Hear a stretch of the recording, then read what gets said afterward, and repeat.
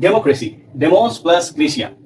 It means people plus rule. Demos बोले तो people, Gracia बोले तो rule. Means of the people, for the people and by the people.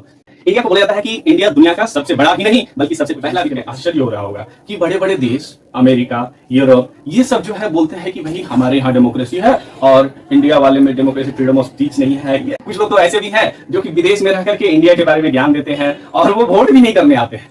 America जो कि सबसे ज्यादा डेवलप कंट्री है, ठीक है, ऐसा वो अपने आप को मानता है, लेकिन हम लोग जल्द ही उसको भी पीछे छोड़ेंगे। यूनाइटेड स्टेट्स ऑफ अमेरिका कब इंडिपेंडेंस दिया? वो है आपका 1776 और इंडिया 1947। दोनों के बीच का गैप देखिए 171 ईयर्स। भारत अलग अलग रियासतों में बटा हुआ था।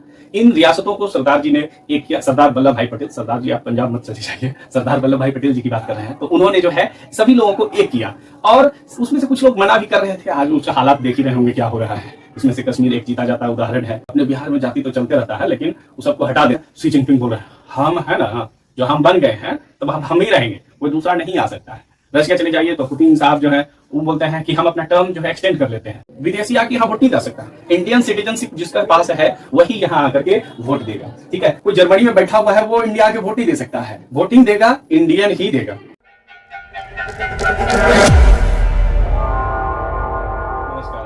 मैं मणिकांत टीएफए में आपका स्वागत करता हूं। स्वागत तो करो हमारा। मेरे स्वागत करने के लिए मेरे चैनल को सब्सक्राइब करें और वीडियो को जरूर लाइक करें। आज हम जानेंगे डेमोक्रेसी के बारे में। लोकतंत्र जो बिहार के वैशाली से शुरू होकर के पूरे दुनिया में फैला, इस चीज को हम लोग आज पूरे प्रोसेस के साथ समझने वाले हैं। तो आइए शुरू करते हैं। Let's start now. Democracy. Demos plus Gracia. It means people plus rule. Demos बोले तो people, Gracia बोले तो rule. Means of the people, for the people and by the people. This definition was given by Abraham Lincoln of United States of America. But we need to study about the Indian democracy. So let us start now.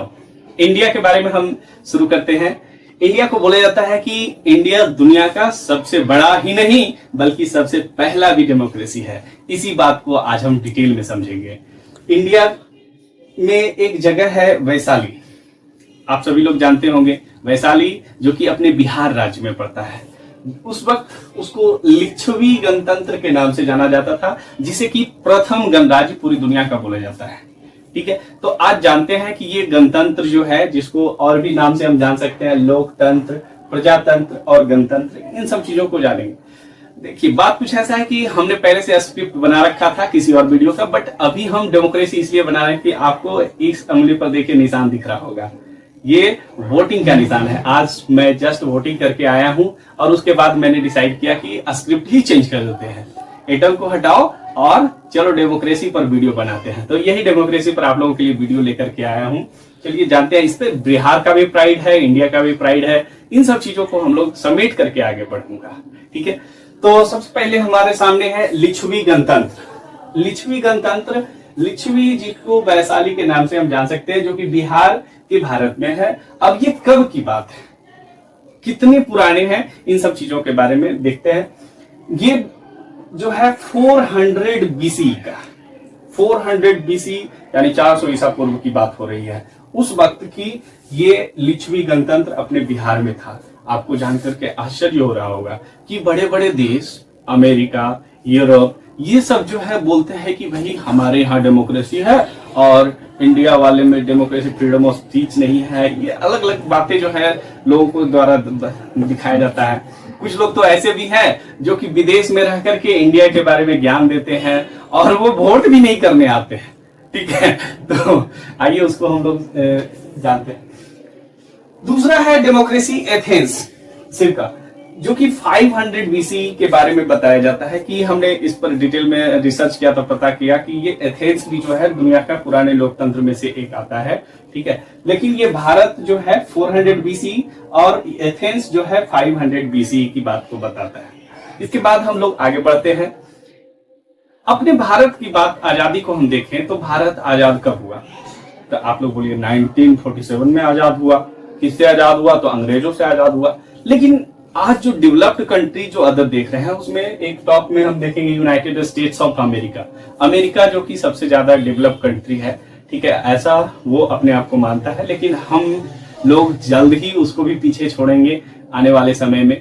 ठीक है, तो देखेंगे कि United states of America कब independence दिया, वो है आपका 1776 और इंडिया 1947। दोनों के बीच का गैप देखिए 171 ईयर्स।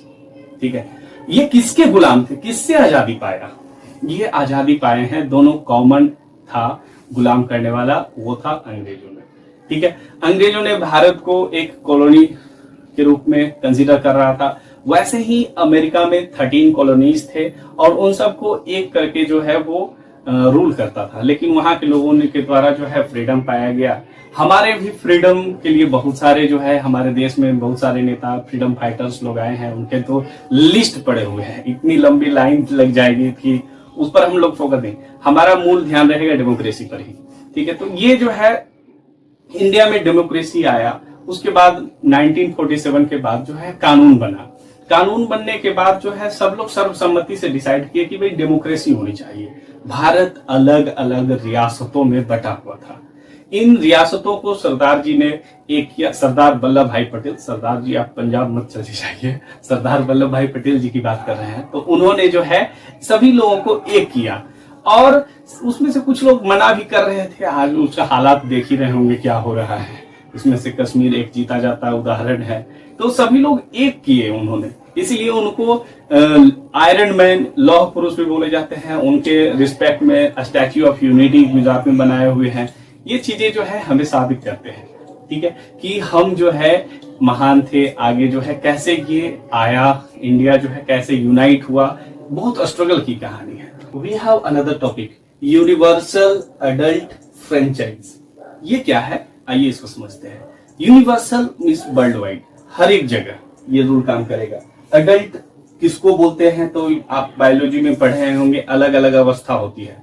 ठीक है, चाइल्डहुड, वैसे ही एडल्टहुड आता है। तो उस एडल्टहुड कब बोला जाता है, टीन एजर्स के जो क्रॉस करते हैं उसे एडल्ट के फ्रेंचाइज मतलब रूल हो गए। तो ये रूल क्या कहता है, यूनिवर्सल एडल्ट फ्रेंचाइज। ये इंडिया में एक रूल है कि 18+ वाले वो सारे लोग irrespective of gender, caste, religion, इन सबको हटा दीजिए साइड में, सबको साइड में रखिए। आपको न कास्ट देखना है, न जेंडर देखना है, लड़का है कि लड़की है, ठीक है, न ही उसके कास्ट देखने हैं, कौन जाति का है। अपने बिहार में जाति तो चलते रहता है, लेकिन उस सबको हटा देना है। ठीक है, जाति वगैरह को हम साइड में रखेंगे, यहाँ जाति कोई नहीं देखेगा, और ना ही कोई धर्म। आप किस धर्म से हैं कोई मतलब नहीं है। यहाँ वो कॉमन सभी लोगों के लिए कंडीशन क्या है, 18+ इंडियन होनी चाहिए। विदेशी आके यहाँ वोट नहीं दे सकता। इंडियन सिटीजनशिप जिसका पास है वही यहाँ आकर के वोट देगा। ठीक है, कोई जर्मनी में बैठा हुआ है वो इंडिया आके वोट नहीं दे सकता है, वोटिंग देगा इंडियन ही देगा। ठीक है, पहले ऐसा नहीं था, पहले 18 जो है वो थोड़ा सा और ऊपर था, 21 था। लेकिन आजकल बच्चा लोग इतना चालू हो गया है कि सरकार को भी अपना डिसीजन बदलना पड़ रहा है कि भाई 21 थोड़ा ज्यादा हो रहा है, बेचारा बाल गिरना शुरू हो जा रहा है बेचारों का, इससे पहले यूज कर दो। कुछ लोग बोला 16 कर देते हैं, कुछ देश में है भी, तो बोला नहीं 16 नहीं, दोनों बीच में रखो तो बढ़िया कौन रहेगा, तो 18। ये कब हुआ, तो पार्लियामेंट के द्वारा ये डिसीजन लिया गया है। Voting age was reduced from 21 to 18 in 1989। 1989 में इंडियन पार्लियामेंट ने डिसाइड किया सर्वसम्मति से कि भाई 21 कुछ ज्यादा ही हो जा रहा है, इसको कम कर देते हैं, और उन्होंने 18 कर दिया। और 18 जो है अब भी लागू है, अभी भी 18+ जो लोग हैं सारे लोग वोट देते हैं, वो इंडियन होनी चाहिए। ये इंपॉर्टेंट बातें हैं। ठीक है, अब हम पूरे वर्ल्ड को सर्वे करते हैं कि कौन डेमोक्रेटिक है और कौन नॉन डेमोक्रेटिक कंट्रीज है। दुनिया में बहुत सारे 156+ देश हैं। इतने देशों में कितने देश में जो है डेमोक्रेसी है और कितने में नहीं है, इनका डेटा कुछ राउंड में हम लोग देना चाहते हैं। लगभग 56+ जो है डेमोक्रेटिक कंट्रीज है। इसके लिस्ट में देखिए तो India, US, France, Germany, Brazil, Australia, Denmark, Norway, Sweden, Switzerland. अब यहाँ फ्रीडम ऑफ स्पीच इंडेक्स के हिसाब से यदि देखिए तो डेनमार्क को नंबर 1 पर रखा गया है कि डेमोक्रेसी में ये जो है सबसे साफ सुथरा डेमोक्रेसी है। वहीं इंडिया जो है 85 रैंक पर दिया गया है। अब उसका अपना एक पैरामीटर्स होगा। कुछ नॉन डेमोक्रेटिक कंट्रीज का भी नाम ले लेते हैं। कुछ गैर लोकतांत्रिक देशों में जो है, गैर लोकतांत्रिक कहने का मतलब ये हुआ कि वहां वोटिंग जो है उसका क्राइटेरिया कुछ और होगा, वहां राजा ही रहेंगे, वो मतलब कि वोट देने की जनता का ज्यादा कंट्रीब्यूशन उसमें नहीं रहेगा, पहले से डिसाइड होगा कि कौन मतलब बनेगा प्रधानमंत्री या प्राइम मिनिस्टर जो भी है, वहां का राजा कौन बनेंगे, सुल्तान कौन बनेंगे, या अलग जो भी है क्राइटेरिया। उसमें सऊदी अरबिया है, United Arab Emirates UAE, Dubai जिसको बोल सकते हैं, Qatar, Bahrain, Brunei, Jordan, Venezuela, Cuba, Turkmenistan, Morocco, ये सब कुछ जो है नॉन डेमोक्रेटिक कंट्रीज है जहां की किंग होते हैं, राजा होते हैं, उनका सुल्तान होता है। कुछ ऐसे भी कंट्री है जहां की ना तो डेमोक्रेसी है और ना उनका अलग एक फॉर्म है डेमोक्रेसी का, उनका अलग एक शासन का तंत्र है अपना। इसमें अपना पड़ोसी चाइना को ले लीजिए, चाइना में जो है शी जिनपिंग बोल रहे हैं हम है ना, जो हम बन गए हैं तब हम ही रहेंगे, कोई दूसरा नहीं आ सकता है। रशिया चले जाइए तो पुतिन साहब जो है वो बोलते हैं कि हम अपना टर्म जो है एक्सटेंड कर लेते हैं। ठीक है, अब बात करें इंडिया का। इंडिया में अभी अभी इलेक्शन खत्म हुआ है, लास्ट फेज का डेट था, अब 4 जून को रिजल्ट आने वाला है। अब रिजल्ट में आप लोगों को लगता होगा कि कौन बनने वाला है, क्या होगा, कैसे होगा, कुछ चीजें, ये सब चीजों को डिटेल में हम लोग समझेंगे, लेकिन आप लोग कमेंट में जरूर बताइएगा कि पीएम कौन बनने वाला है। फालतू इधर उधर का कोई बात नहीं, सीधे पीएम का नाम आप कमेंट बॉक्स में जाके बताइए और 4 जून के रिजल्ट का इंतजार करिए। धन्यवाद। क्या लगता है आपको?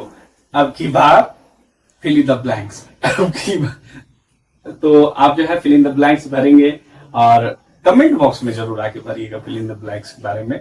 ठीक है, धन्यवाद। मिलेंगे अगले वीडियो में साइंस से रिलेटेड बातों को लेकर के। अगला वीडियो के बारे में हम बता ही देता हूं कि क्या आने वाला है, उसके बारे में शॉर्ट में बता दे या रहने दे, चलो छोड़िए, मिलते हैं अगले वीडियो में। धन्यवाद। तो कैसा लगा आपको हमारा ये वीडियो? कमेंट में आकर जरूर बताएंगे, क्योंकि ऐसा करने से हम भी जान पाते हैं कि हमारे ऑडियंस किस तरह की बातों को पसंद कर रहे हैं, किस तरह की बातों को ना पसंद कर रहे हैं। इन बातों को कमेंट में आकर जरूर जिक्र करें, वीडियो को जरूर लाइक करें, सब्सक्राइब करना बिल्कुल भी नहीं भूलिएगा। धन्यवाद।